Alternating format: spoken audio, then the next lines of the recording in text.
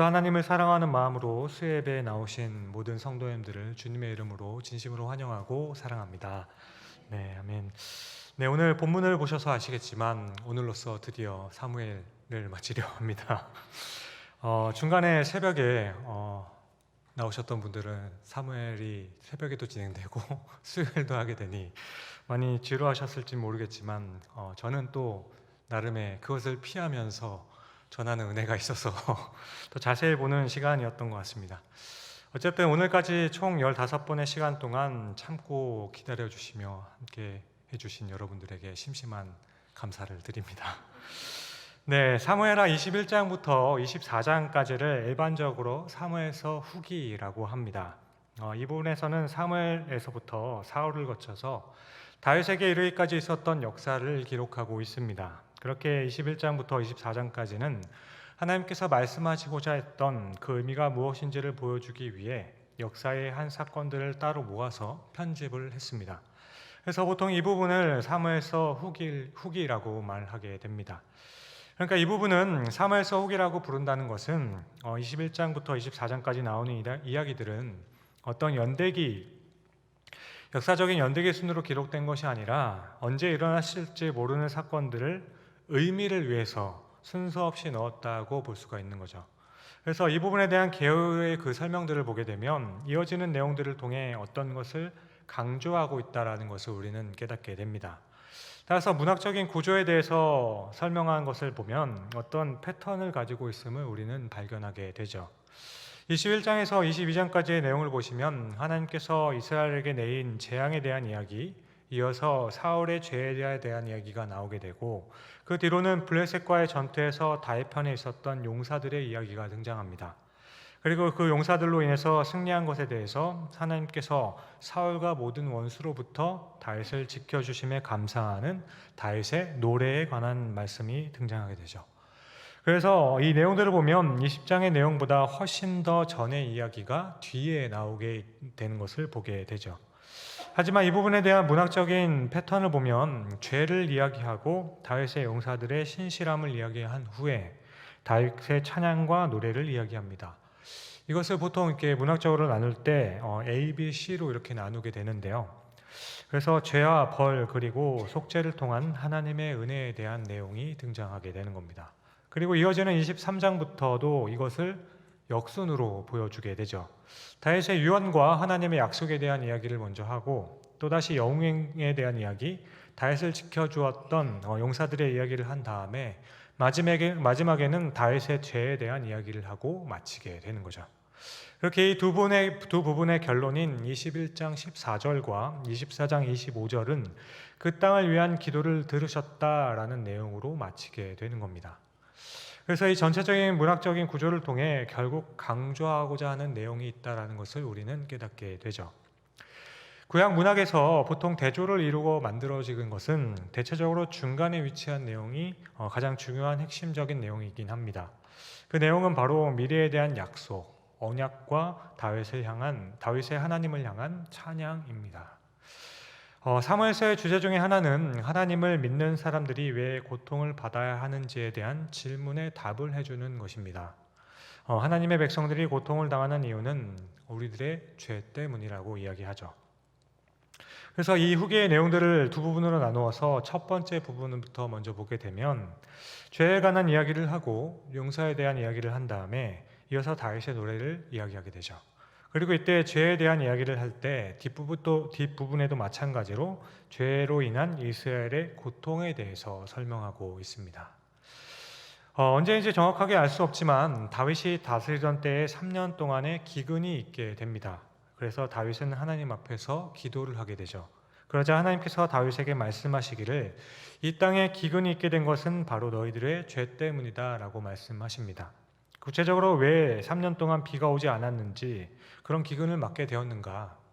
그것은 바로 사울의 죄 때문이라고 말씀하세요. 그럼 사울은 무슨 죄를 범하였기 때문에 이런 일이 발생했을까? 그것은 사울이 기브아 사람들을 죽였기 때문에 라고 말씀하십니다. 학살하였기 때문이라고 말씀하시죠. 사울이 기브아 사람들을 학살하여 죽였기 때문에 하나님께서 이스라엘 백성들을 벌하신 것입니다. 하나님께서는 사울의 죄 때문에 3년 동안 기근으로 백성들을 고난당하게 하셨습니다. 이 사건의 내막은 이렇습니다. 여러분들도 잘 아시는 것처럼 여호수아 9장을 보게 되면 이스라엘 백성들이 드디어 가나안에 들어가 가나안 정복 전쟁을 시작하게 되죠. 그러던 중에 기브온 사람들이 여호수아를 찾아온 장면이 나오죠. 그런데 이들이 여호수아 앞에 자신들의 행색을 어떻게 하는가 하면 마른 떡에 다 헤어진 옷을 입고 와서 아주 허름하고 오랜 여행 끝에 지친 것처럼 하고 오는 거죠. 그래서 여호수아에게 말하기를 우리는 멀리서부터 찾아왔는데 당신들하고 화목하고 당신들을 경배하기 위해서 왔다라고 합니다. 그러면서 당신들에게 양식도 주려고 가져왔는데 너무 멀리서 왔다 보니까 음식이 다 말라서 곰팡이가 쓸었다라고 얘기죠. 여호수아는 이 사람들의 행색과 그 말을 듣고 이 사람들은 지금 가나안 정복하는 중에 이스라엘이 다스리거나 점령해야 할 가나안 족속이 아니라고 판단을 하게 됩니다. 그래서 여호수아는 이들을 모두 받아주게 되고 이들과 약속을 하게 되죠. 그런데 이 약속을 한 후에 사흘 정도 후에 깨닫게 되죠. 기브온 사람들은 먼 곳에서 온 사람들이 아니라 아주 가까이 있는 가나안 사람들이었던 겁니다. 하나님께서 내쫓으라 하셨던 족속 중에 하나였죠. 하지만 이때 여호수아는 자신이 속아서 한 약속이긴 했지만 이것이 하나님의 이름으로 한 언약이기 때문에 이들을 내쫓지를 못합니다. 그래서 결국 여호수아는 이들을 나무 패는 자와 물 깃는 자로 삼게 되죠. 그렇게 이들은 이스라엘 백성들과 근 400년이라는 시간을 함께 하게 되는 겁니다. 이스라엘은 이들을 손대지를 못합니다. 400년 동안 함께 했던 그 시간 동안 건드리지 못해요. 왜냐하면 400년 전에 했던 약속 때문이죠. 그런데 사울은 이것이 너무 싫었던 거죠. 자신들의 땅 안에 이들이 있었기 때문입니다. 게다가 블레셋과의 전쟁을 해야 하는 상황에서 가나안 족속이 자신의 땅에 같이 함께 생활하는 것이 너무나도 못마땅했던 겁니다. 그래서 사울은 이들을 학살하였는데 그들 중에 몇이 도망하게 된 거죠. 그런데 이때 이상한 것은 사울이 학살하였을 때 하나님께서는 이때 사울을 치셨어야 하는 거 아닙니까? 하지만 그때는 하나님께서는 그냥 두셨다가 다윗이 왕위에 오르고 난 다음에 3년의 기근을 허락하셨다는 거죠. 그렇게 하나님께서는 사울의 때가 아닌 다윗의 때 이스라엘 백성들이 고난을 당하게 하시고 다윗이 무슨 죄를 범했습니까? 라고 물었을 때 사울이 기브온 사람들을 죽였기 때문이다 라고 정확하게 말씀해 주셨다는 겁니다. 어쨌든 다윗은 자초지종을 듣기 위해 기브온 사람들을 찾아가게 되죠. 그렇게 다윗은 기브온 주민들에게 물어봅니다. 기브온 주민들이여, 우리가 당신들의 조상들과 가족들을 죽였기 때문에 이런 일이 벌어진 것 같습니다. 어떻게 하면 이것을 당신들의 마음을 풀 수 있겠습니까? 이때 기브온 사람들은 아무것도 원하지 않습니다. 다만 사울의 가족 중 7사람만 주십시오. 그 7사람을 차명하도록 하겠습니다. 그래서 이 7사람이 속죄의 값을 치르게 하고 그 속죄의 죄값을 치름으로 기근이 멈추게 되죠. 물론 여기까지 사건의 내막을 듣고 이후의 내용을 보면 궁금한 것이 한두 가지가 아니겠지요. 가장 쉽게는 왜 사울의 때에 죄를 범하지 않았는지, 벌하시지 않았는지, 왜 사울의 자녀들이 벌을 받아야만 했는가, 다윗은 왜 기브온 사람들의 요구를 그대로 들어주었는지, 왜 사울의 아들 7명이어야 했는지, 이들의 선정 기준은 무엇이었는지, 하나님께서 정말로 사람을 제물로 바치시기를 원하시는지, 사람을 나무에 달면 당일에 바로 내려야 되는데 왜 비가 오는 때까지 그냥 두어졌는지, 또 사울의 아들들이 죽자마자 비가 내리지 않고 사울과 요나단의 뼈와 함께 장사를 지내고 비가 내리게 되는지 등등등 이 부분에 읽다 보면 굉장히 궁금한 것들이 많이 있습니다. 이것을 설명드리기 위해서는 성경에 나오는 대표성의 원리나 하나님의 공의에 대한 설명, 그리고 하나님의 언약과 그에 따른 섭리와 주권에 관련된 설명들을 해드려야 될 텐데 오늘의 시간 관계상 이런 내용들은 생각하고, 또 오늘 설교의 중심은 이 부분이 아니기 때문에 다음에 기회가 되면 한번 설명드리도록 하겠습니다. 오늘 제가 말씀드리고 싶은 것은 본문에서 핵심적으로 강조하고 있다는 것이 무엇인지 우리가 좀 더 집중해 볼 필요가 있다는 겁니다. 오늘 처음과 끝을 장식하는 죄에 대한 부분에서 강조하는 것은 바로 언약과 속죄라는 부분입니다. 하나님께서는 이스라엘 백성들이 사소해 보이지만 사울이 이스라엘 백성들이 맺은 언약을 깨뜨렸을 때 하나님께서는 벌하셨고, 그 진노가 멈추게 하기 위해서는 누군가가 속죄의 제물이 되어야만 했다. 이렇게 이것이 여기서 말씀하는 핵심적인 메시지인 겁니다. 이 정도를 기억해 주셨으면 좋겠습니다. 그리고 이어지는 말씀들은 용사들의 이야기가 나오게 되죠. 전쟁 가운데 다윗의 측근에 있었던 사람들이 얼마나 충성스럽게 다윗을 보좌했는가. 그렇게 충성을 다하여 자신들의 목숨을 아끼지 않았던 그 용사들은 과연 어떤 사람들이었는가.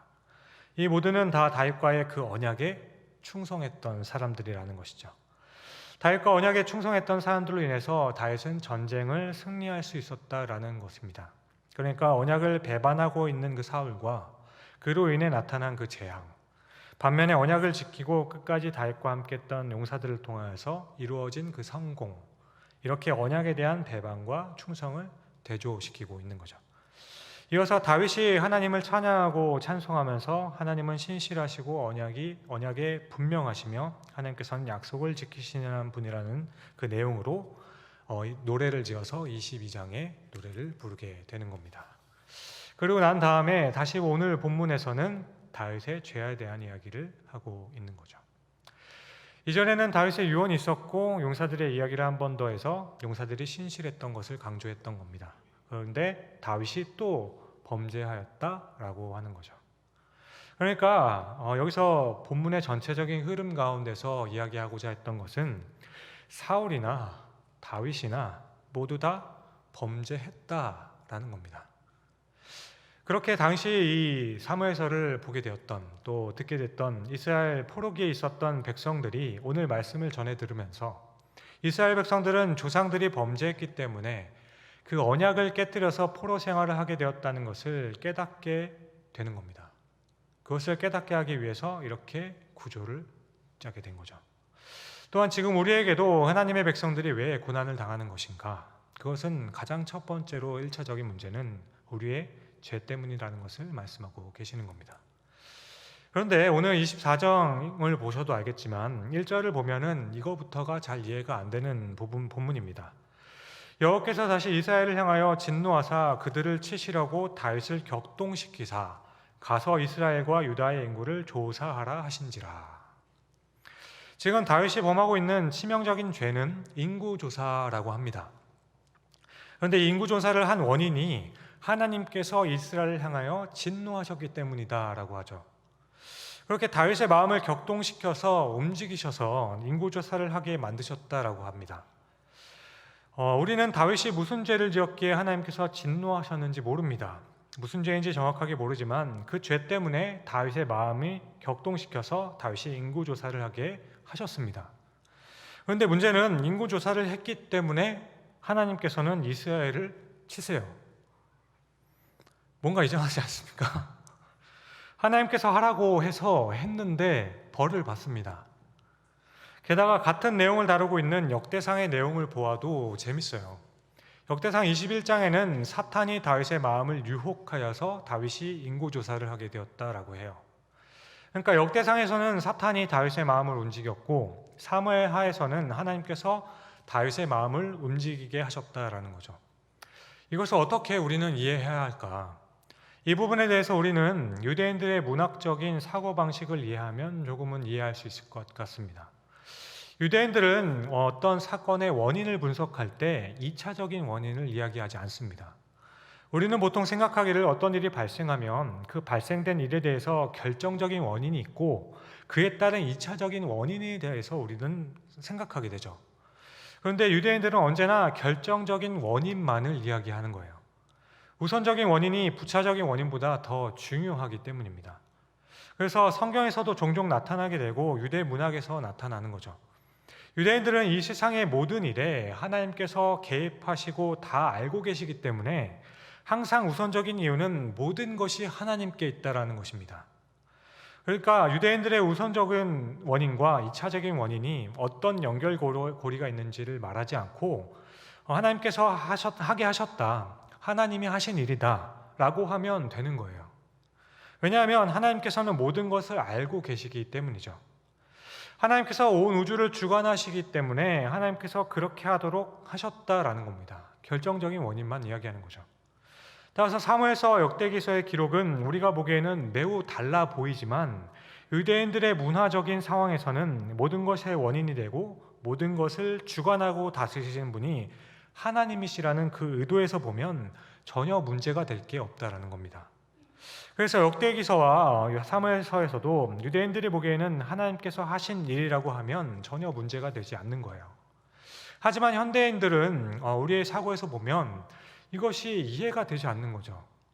왜냐하면 우리는 늘 문제를 직면하면 묻는 질문이 있기 때문입니다. 이것은 하나님께서 하셨다고 하여도 우리는 언제나 이렇게 묻고 있는 질문이 있어요. 그것은 바로 누구의 책임이냐는 겁니다. 그러니까 하나님께서 하게 하셨으면 하나님께서 책임지셨어야지. 이것이 우리의 사고입니다. 하나님께서 하게 하셨으면 하나님께서 책임져 주셔야지 우리는 책임이 없는 거지. 하나님께서 선악과를 만드셨지. 그리고 하나님께서 선악과를 동상 중앙에 두셨잖아. 그래서 그것을 하와가 먹게 되었지. 여기서 2차적인 원인은 하와가 유혹에 넘어가서 먹은 것이지만 결정적인 원인은 하나님께 있는 겁니다. 그래서 우리의 사고에서는 선악과를 보면서 하나님께서 만드셨으니까 하나님께서 책임지셔야지. 왜 우리가 이런 고난을 받아야 하느냐는 그 질문이 떠오르게 되는 거예요. 하지만 유대인들의 생각에는 하나님께서 그렇게 만드시고 일이 그렇게 되도록 하나님께서 허락하셨다 하더라도 그것은 하나님께서 모든 것을 다스리신다는 표현일 뿐인 겁니다. 따라서 그 원인이 하나님께 있고 인간에게 있다고 말하지 않게 되는 거죠. 그러나 인간이 행해서 얻은 그 책임은 결국 인간이 지게 되는 거예요. 그러므로 유대 문학에서 하나님께서 그렇게 하라고 하셨다고 이야기할 때 그 의미는 단순히 주권을 강조하고 있는 거예요.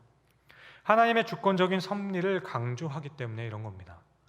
이것은 하나님께서 사람을 로봇처럼 만들어서 그렇게 하도록 하셨다라는 그 의미가 아니라는 거예요. 그래서 사무엘하의 내용에는 신학적인 의미보다는 문화적인 의미를 부여되었다고 보는 것이 맞다라고 생각됩니다. 그래서 역대기에는 사탄이 했다고 사무엘은 하나님께서 하셨다고 하는 거죠. 이 부분을 좀 더 이야기하자면 욥기를 보면 하나님께서 사탄과 이야기를 하시고 하나님께서 사탄에게 허락하셨죠. 사탄에게 욥을 시험하고 몸에는 손대지 말라고 허락해 주십니다. 처음에. 이때에도 결국 결정적인 원인은 하나님께 있는 거죠. 허락하지 않으셨으면 되는 겁니다. 사탄은 하나님께 허락받고 가서 욥을 괴롭혔습니다. 그렇게 사탄은 자신에게 주어진 권한만큼 했어요. 그리고 다시 하나님 앞에 와서 다시 허락을 받죠. 이번에는 몸에 손을 대는 것까지 허락을 받고 이제 몸에 손을 댑니다. 그러니까 여기서도 우리가 엄밀하게 이야기하면 사탄은 다 허락받고 한 일입니다. 그렇다면 허락받고 한 일에 대해서 책임은 누가 져야 하는 겁니까? 허락한 쪽에 문제가 있는 거 아닙니까?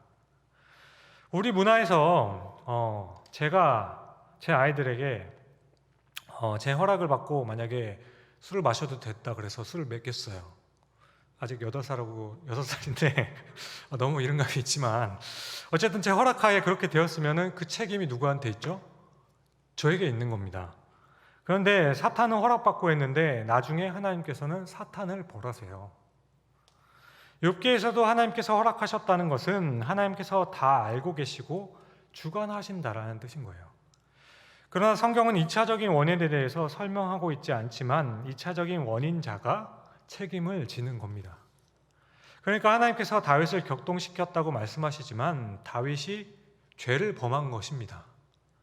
물론 이 사실을 알고 계신 하나님께서 그 역사를 주관하셨지만 그 인구조사를 하게 된 책임은 결국은 그가 범한 죄 때문에 벌어지게 된 일이라는 거죠. 그래서 이 부분에 대해서 신학적인 의미와 우리의 문화에서 생각하며 살피는 것보다는 유대의 문화적인 상황에서 문학적인 표현으로 보면 이해가 조금 되지 않을까 싶습니다. 그러나 우리의 사고의 틀에서는 하나님께서 누구를 격동하게 하셨다는 이 사실이 우리는 잘 이해가 되지는 않긴 하죠. 어쨌든 다윗이 인구조사를 했습니다. 그런데 이때 또 한 가지 인구조사를 한 것이 왜 죄가 되는 걸까요? 성경은 이것도 말하지 않습니다. 분명하게 이렇기 때문에 죄라고 말씀하지 않아요. 그런데 여기서 이유를 찾다 보면 어떤 학자는 출애굽기 30장의 말씀을 이용하여서 원래 인구조사를 하면 20세 이상의 남자들을 인구조사를 하도록 되어 있다라고 해요. 그리고 20세 이상의 남자들을 인구조사할 때 이들은 반드시 반세기를 내야 한다라고 합니다. 세금을 내야 하는데 세금을 받지 않았기 때문에 하나님께서 벌을 내리겠다라고 하는 거죠. 우리 한번 출애굽기 30장 한번 가볼까요? 출애굽기 30장 11절부터입니다.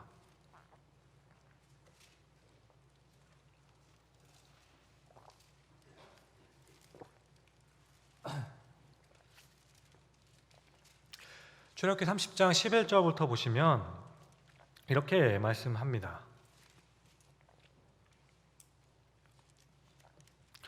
여호와께서 모세에게 말씀하여 이르시되 내가 이스라엘 자손의 수요를 조사할 때 조사받은 각 사람은 그들의 계수할 때 자기의 생명의 속전을 여호와께 드릴지니 이는 그것을 계수할 때 그들 중에 질병이 없게 하려 함이니라. 속전을 내지 않으면 질병이 생긴다는 거죠. 이것이 생명에 관련된 속전이기 때문입니다. 이어서 13절을 보시면 무릇 계수 중에 드는 자마다 성서의 세겔로 반세겔을 낼지니 한 세겔은 20게라라. 그 반세겔을 여호와께 드릴지며 계수 중에 드는 모든 자와 곧 20살 이상이 된 자가 여호와께 드리되 너희의 생명을 대속하기 위하여 여호와께 드릴 때 부자라고 반세겔을 더 내지 말고 가난한 자라고 덜 내지 말지며. 세금을 내라고 하셨는데 안 냈기 때문에 하나님께서 진노하셨다라는 학자도 있습니다. 또 다른 학자는 앞서 말씀드린 대로 22세 이상의 사람들을 남자들을 조사한 것이 인구조사입니다. 그러니까 민수기의 말씀을 보면 인구조사하는 것은 대개 전쟁을 위해서 하는 겁니다. 그래서 다윗이 인구조사를 한 것은 하나님께서는 이제 전쟁을 하는 것을 기뻐하지 않으셨음에도 불구하고 다윗은 전쟁을 하려는 의도가 있었다라는 거죠. 또 다른 학자는 헤브론에서 왕이 되었을 때 자신의 밑에 얼마나 되는 군사가 있는지를 알고 싶었던 그 다윗의 과시와 자랑 그리고 교만함으로 인구를 조사했다라고 주장을 해요. 물론 이때 성경이 정확하게 말씀하고 있지 않기에 우리는 어떤 것이 정확한지는 모르겠지만 그렇지만 다윗의 죄라는 것은 알겠는데 인구조사가 왜 죄가 되는지는 사실 잘 모릅니다. 하지만 여러 가지를 놓고 봤을 때 세 번째 견해가 가장 맞지 않은가 싶기도 합니다. 다윗의 그 과시와 자랑, 교만함 때문인 거죠. 이것은 다윗을 처음 부르셨을 때 하셨던 말씀과 같이 마음의 중심을 보시는 하나님이라는 거죠. 그런데 다윗이 하나님을 온전히 의지하기보다는 군대를 의지하고자 하는 그 마음과 내가 이렇게 많은 군대를 가지고 있으니 이제 든든하다라는 그 교만, 하나님을 온전히 신뢰하지 않는 그 동기가 죄가 되었다라고 볼 수 있습니다. 어쨌든 인구조사가 죄가 되어서 하나님께서는 선지자 갓을 다윗에게 보내죠. 그런데 이때 하나님께서 재미있는 시험을 또 하십니다. 이제 선지자 갓이 하나님의 말씀을 전할 터인데 그가 세 가지 재앙 중에 한 가지를 택할 수 있다라고 하세요.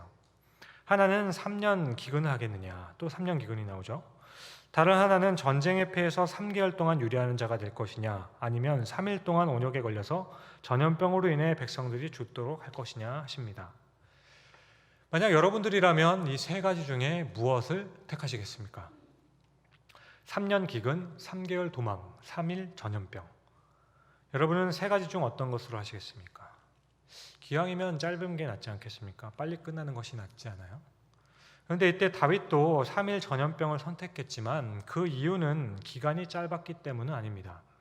이것은 여호와의 손에 맡기겠다라는 그의 신앙 고백이 담겨 있었죠. 그렇게 여호와의 손에 맡기면 혹 여호와께서 자비를 베풀어 주실지 모른다는 것이었습니다.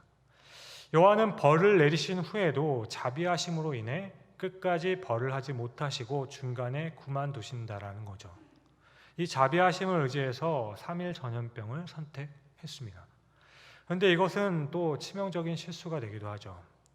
아니 사실 다윗이 잘한 것이지만 다윗이 나중에 굉장히 후회를 합니다. 왜냐하면 7일 이 전염병으로 무려 7만 명이 죽기 때문이죠. 너무 많은 사람이 죽으니까 다윗은 하나님께 엎드려 다시 빕니다.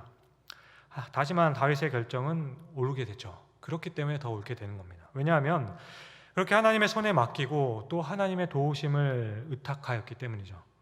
3일 동안 전염병으로 사람이 너무 많이 죽고 그것을 본 다윗이 너무 안타까워 호소했을 때 하나님께서 또 후회하신다라는 표현을 하죠. 16절에 보시면 오늘 본문의 16절에 보시면 하나님께서 뉘우치시다라는 말씀이 있죠. 그렇게 하나님께서는 이것을 속죄할 수 있는 방법을 그래서 직접 만들어 주십니다. 자비하심 때문이죠. 벌해야 하지만 자비하심 때문에 하나님께서 속죄의 방법을 직접 만들어 주세요.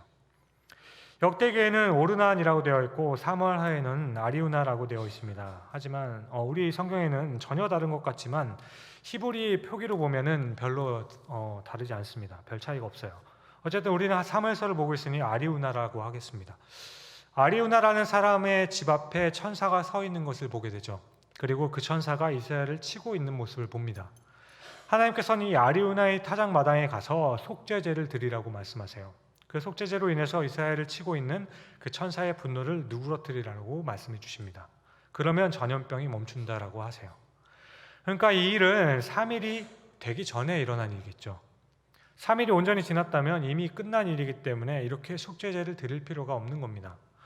하루 이틀 만에 7만 명이 죽으니 더 이상은 견딜 수가 없었기 때문에 하나님께서 말씀하신 대로 아리우나의 집을 찾아갑니다.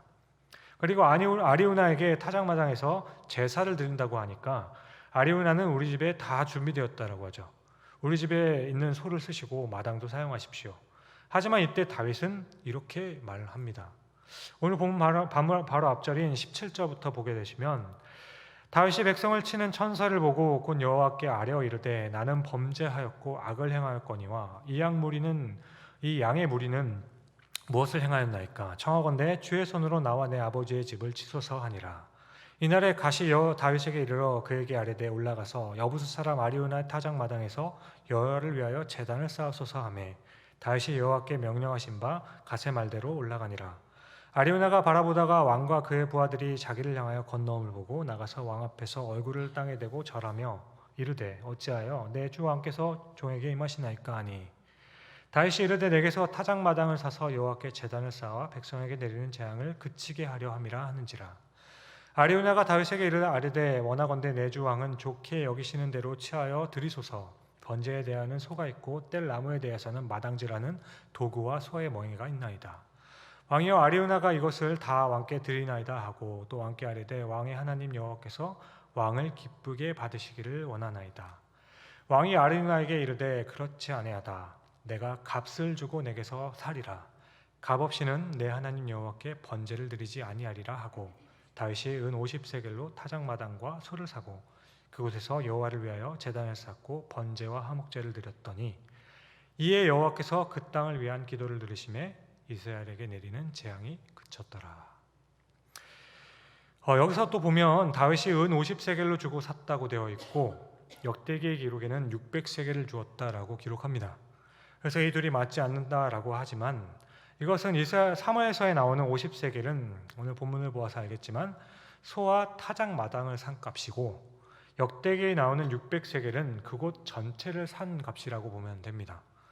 그래서 그런데 여기서 중요한 것은 아리우나가 제사를 드릴 것이 다 여기 있다고 하면서 하나님께 다 드리라고 하였을 때 다윗은 내가 값을 지불하지 않고는 여호와께 제사를 하지 않겠다 하는 이 부분이 중요한 겁니다. 여기서 값을 치른다는 것은 이제까지 계속 보았던 것처럼 계속 말씀드렸던 것처럼 이스라엘 백성들이 죄를 지으면 그 값을 계속 치러 왔었습니다. 그래서 3년 기근이 있었고 지금은 3일 전염병이 있었으며 7만 명의 사람이 죽게 된 거죠. 이렇게 사람들이 죄값을 치르는 과정에서 다윗이 하나님께 속죄제를 드리는데 내가 값없이 제사를 드리지 않겠다는 이야기가 이것을 보고 있는 후에 바벨론의 포로에 잡혀 있는 사람들에게는 어떤 의미로 받아들여지겠냐는 것이죠. 지금 우리의 상황은 포로 가운데 있는데 우리가 죄의 값을 치르지 않고는 다시 자유할 수 없을 것이라는 그 생각을 하게 되는 겁니다. 그런데 여기에는 이것보다 현대를 살아가는 우리까지 미치는 더 심오한 뜻이 담겨 있는 겁니다. 지금 다윗이 값을 치르며 속죄제를 드림으로 전염병이 이제 그치게 되는 이 엄청난 사건의 중심인 아리우나의 타작마당이 어디인지를 여러분들은 아시지요? 이곳이 바로 예루살렘입니다. 여기가 바로 골고다입니다. 예수님께서 십자가에 못 박혀 죽으신 곳이죠. 그리고 이 아리우나 타작마당이 바로 아브라함이 이삭을 제물로 바쳤던 곳입니다. 그러니까 성경은 한결같이 하나님께서 인간을 구원하시기 위해서 어떤 계획을 가지고 계시는지를 지속해서 보여주고 계셨던 거죠. 자신의 아들을 제물로 삼아 값을 치르게 하심으로 우리들을 구원하시겠다는 그 구원의 계획과 언약의 신실하심을 보여주기 위해서 아브라함이 이삭을 바치는 것을 통해 하나님의 구원 계획을 태초부터 창세기부터 보여주셨습니다. 그리고 오늘 사건에서도 다윗이 범죄함으로 내릴 수밖에 없었던 재앙을 멈추게 할 수 있는 그 비결이 값을 주고 거기서 번제와 화목제를 드리는 것이죠.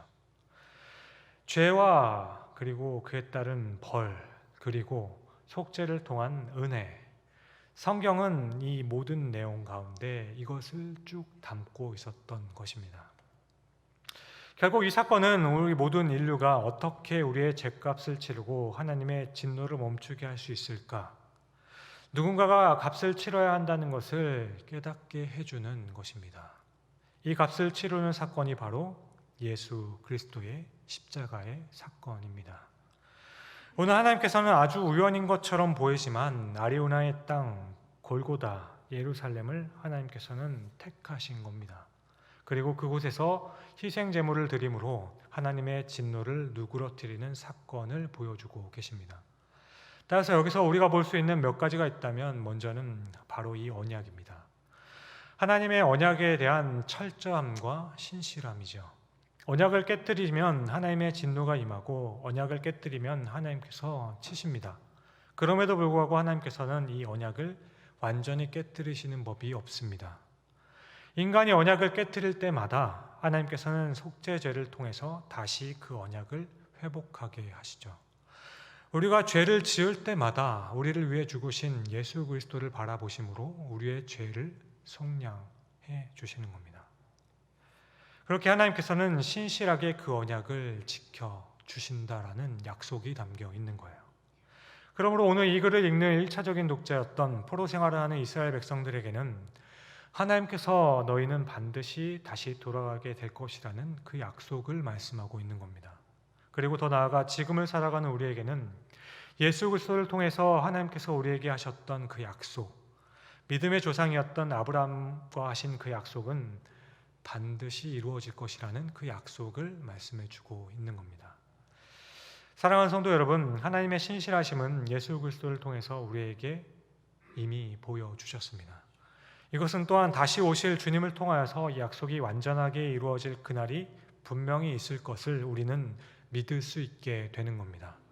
따라서 오늘도 우리는 감히 여전히 부족하고 죄가 많아 스스로 언약을 매일 깨뜨리고 살겠지만 하나님의 신실하신 언약 가운데에서 우리의 허물과 죄를 위해서 희생 제물이 되시고 값을 치루어 주신 그 예수 그리스도의 은혜 때문에 우리를 위해 값을 치루신 예수 그리스도의 보혈의 공로를 우리가 의지함으로 우리는 그날이 있음을 믿기 때문에 우리는 감히 여전히 죄 가운데 있다 할지라도 하나님을 감히 아버지라 부르며 우리의 구원에 안심하고 확신하게 되는 것입니다. 사랑하는 성도 여러분, 이 모든 것은 우리 때문이 아니라 하나님 때문입니다. 바로 하나님의 그 자비하심, 은혜 때문입니다. 따라서 사무엘서의 마지막 부분인 21장에서 24장까지의 내용은 그 각 장마다의 내용도 있겠지만 그것을 통으로 바라보았을 때 의미 면에서는 그 언약의 하나님, 언약을 지키시는 신실하신 하나님께서 어떻게 예수 그리스도를 통하여서 우리에게 구원의 역사를 이루어 가시는가를 예표하고 보여주고 있는 사건인 겁니다. 오늘 다윗의 사건은 그렇게 어떤 훌륭한 영웅담을 이야기하는 것이 아닌 거예요. 사무엘서의 전체적인 핵심은 다윗이 얼마나 훌륭한 사람이고 얼마나 믿음이 좋아서 그렇게 얼마나 철저하게 믿음을 지킴으로 골리앗도 물리치고 어떻게 본받아야 할 믿음의 조상이 되는지를 강조하고 있는 것이 아닙니다. 사무엘서에서 강조하고 있는 것은 전체적으로 흐르고 있는 그 내면에 있는 강조하고 있는 것은 바로 하나님의 은혜 부분입니다. 다윗과 같이 부족하고 다윗을 인도하였던 이스라엘 백성들도 죄가 많은 가운데에도 신실하신 하나님의 은혜로 어떻게 다시 신실하게 그 약속을 지켜가시는가를 보여준 거죠. 하지만 이때 이 약속을 다시 회복시킬 때에는 거룩하신 하나님께서는 죄를 그냥 넘어갈 수 없기에 반드시 죄값을 치르게 하신다라는 겁니다. 반드시 그 죄를 대해서 벌을 내리시고 징계하시며 진노하신다는 것을 보여주는 거죠. 이렇게 이 모습은 자연스럽게 현대를 살아가는 우리에게 적용되어서 어떻게 우리가 하나님께 범죄하는 그 죄에 대한 진노를 누그러뜨릴 수 있는가를 보게 만드는 겁니다. 그러므로 우리는 이 다윗의 사건 속에서 예수 그리스도를 바라볼 수 있게 되는 거죠. 하나님께서는 예수 그리스도를 통해서 우리의 죄값을 치르심으로 하나님의 그 진노를 누그러뜨리시고 우리를 받아주셨습니다. 그러므로 사무엘서에 나오는 다윗의 사건은 예수 그리스도의 사건을 바라볼 수 있게 하는 겁니다. 사무엘서는 결국 우리의 구원을 말씀하는 겁니다. 그리스도의 사건을 우리에게 보여주고 있는 것이죠. 그래서 하나님의 언약의 신실하심, 그리고 그 하나님께서 어떻게 하나님의 백성을 인도하시는 것과 하시는가 하는 것과 그리스도의 사건이 여기에 어떻게 미리 보여지게 되는 것인가를 말씀해 주고 있는 겁니다. 사랑하는 성도 여러분, 그리스도의 사건은 어느 날 갑자기 일어난 사건이 아닙니다. 창세기부터 시작해서 얼마나 하나님께서 철저하게 준비하셨으며 그 하나님의 성품과 속성에 하나도 어긋나지 않고 어떻게 하나님께서 매우 치열하게 그리스도를 통하여서 구원을 완성하셨는가 하는 것을 우리가 오늘 이 사무엘서를 통해서도 볼 수가 있다면 그 가운데 우리에게 내려지는 은혜가 참으로 감사한 은혜임이 틀림없을 것입니다. 그러므로 아무쪼록 오늘 이 사실을 기억하며 이 그리스도의 은혜 가운데 오늘도 또한 앞으로도 우리 모두가 거하실 수 있기를 주님의 이름으로 간절히 축원드립니다. 기도하겠습니다.